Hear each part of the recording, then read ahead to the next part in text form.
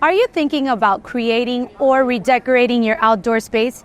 Here are 3 pro tips that will make sure your backyard is everyone's go-to spot.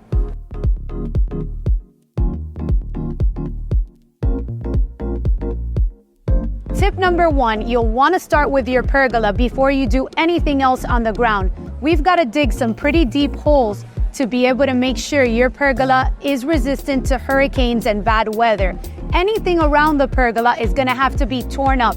Start with the post, get your footers in, and then finish off with the flooring. Tip number 2, be sure any outdoor kitchen or furniture you put in is at least 1 to 2 feet away from the edge. This way you make sure that anything underneath the pergola is clear of rain and any outside debris.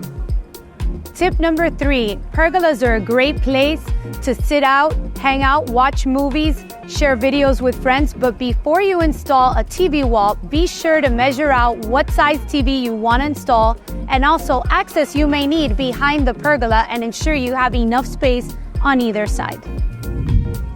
Call us today at Miami Aluminum Pergola for your free estimate. We handle everything to make your backyard your next go-to space.